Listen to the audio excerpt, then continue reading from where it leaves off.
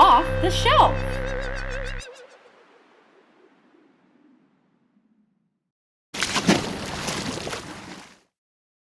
Hi, I'm Lucy, and for this episode's deep dive, I thought that I would take a look at a graphic novel. This is one of my favorite genres of books to read. The book that I want to tell you about today is called Growing Pangs, and this is by Catherine Ormsby, and it's illustrated by Molly Brooks. If you are a fan of any of Raina Telgemeier's books, if you like Roller Girl by Victoria Jameson, if you like Jenny Holm, the Sunnyside books, Shannon Hale's Best Friends, this book is for you. So Growing Pangs is the story of Katie, who is going into 6th grade, and Katie is homeschooled. This is one of the ways that she feels makes her different from other people, along with her freckles and her curly red hair.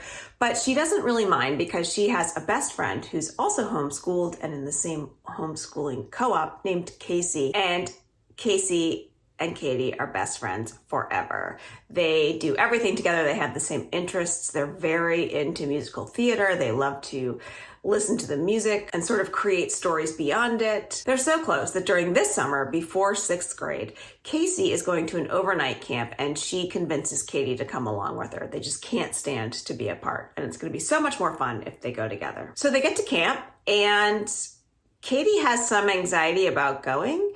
Once they get there, Katie starts to meet other people, and Casey really doesn't like that. Casey is not ready to give up her best friend, and in her mind, she doesn't feel like Katie can really be friends with anyone else. So this starts to create a lot of anxiety for Katie. She's worried about hurting her best friend. She's worried about losing her best friend.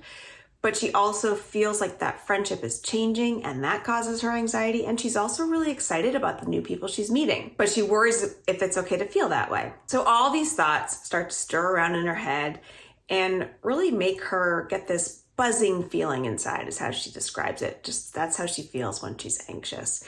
When she gets home from camp, that anxiety starts to increase and she gets anxious about other things. She's worried about going into 6th grade. She's anxious about getting braces, and the buzzing is increasing for her.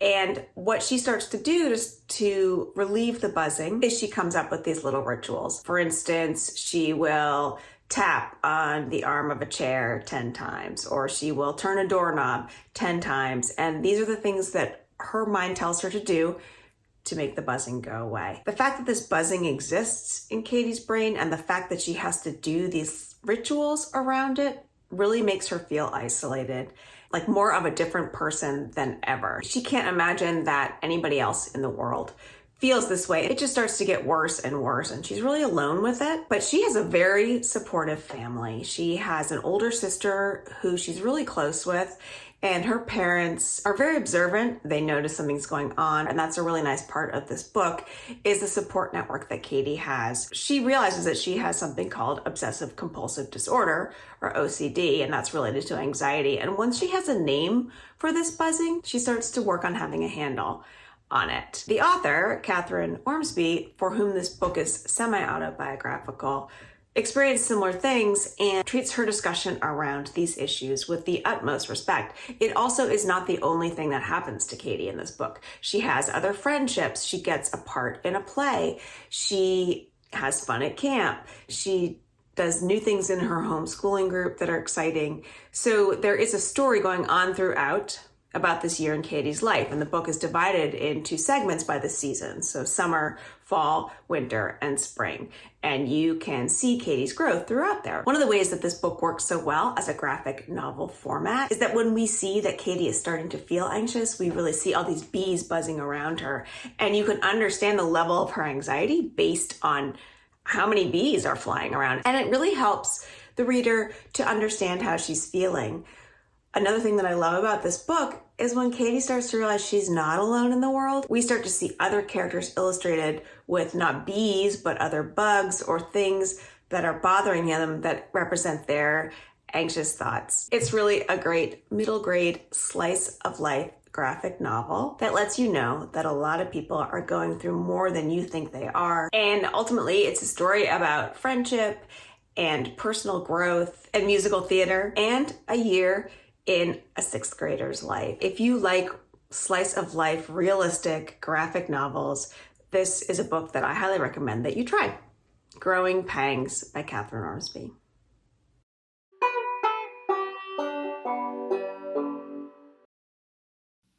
Hello, I'm Christopher, and I'm so excited to tell you about some of the mysteries that I've been reading.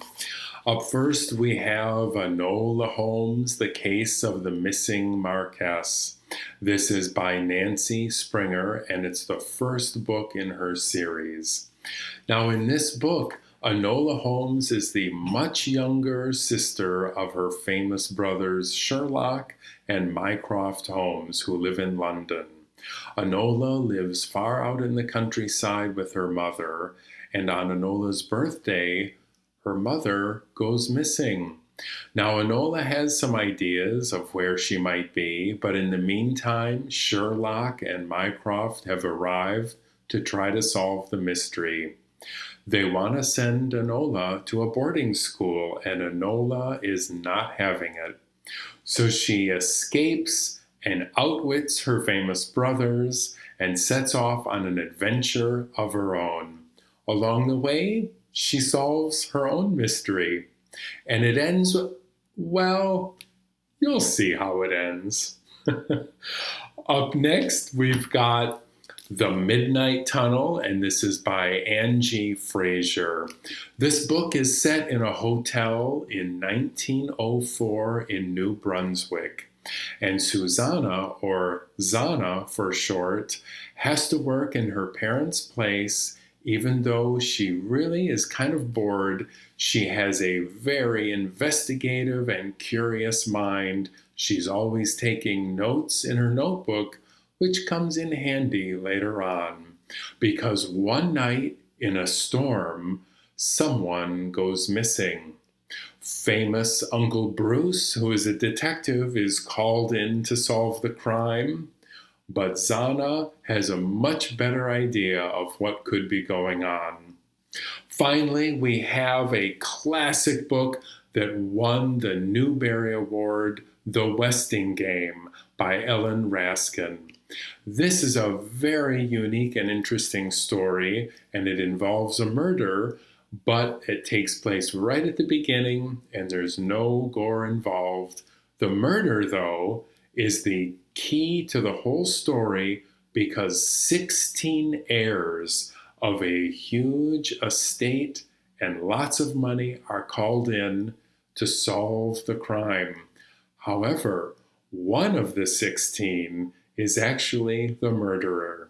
So this is a classic manor house mystery. It's full of lots of turns, and the characters are extremely interesting and well developed. So those are 3 delicious mysteries that I think you'll really enjoy. So happy reading!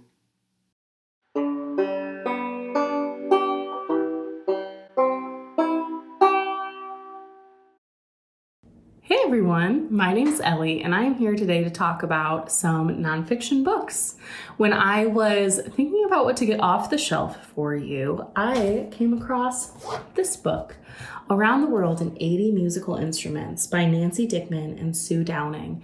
I thought this book was really interesting if you're someone who is interested in music or learning an instrument or wanting to learn instruments, because it just kind of takes you on a journey, like all around the world. Like here's percussion instruments from different places, and then it goes into each instrument a little bit deeper, but not too much detail that's overwhelming. It gives you a musical family tree, which this page folds out, where you see the offshoots of different types of instruments and where they lead. in terms of musical families. And last but not least, it also gives you weird and wonderful instruments like vegetables or the theremin or the sea organ, all sorts of stuff like that. This book's really cool and it is available for checkout now. So you should, well, check it out. But I also grabbed a couple other books. These ones aren't new ones, but they are favorites. This book, Orchestra by Avalon Nuovo. This one goes into a like classic orchestra setting, but this one, unlike Around the World, goes a bit more into detail about each instrument. It also talks about if you're interested in composing and music for movies and just the different factors that go into orchestra that you maybe don't think of every day. Like all the shows you watch or any TV you watch, usually there's a composer behind the things. The last book I grabbed is quite fun, and you might have to bear with me here because it's quite difficult to open, especially on a limited area. But it's a fold-out graphic history of music, which, as you can imagine, music has gone back forever, and it folds out a lot. There's a lot to take in with this one. So if you're interested, you should also check this one out because there's no way I could possibly show it all to you, and you'll have to look at it yourself. That was Music by Nicholas O'Neill and Susan Hayes. And, we've talked a lot about music, and there's one thing I wasn't telling you, and it's that I'm a very, very talented musician. So I thought I would give you a sneak peek of my talents. Check it out.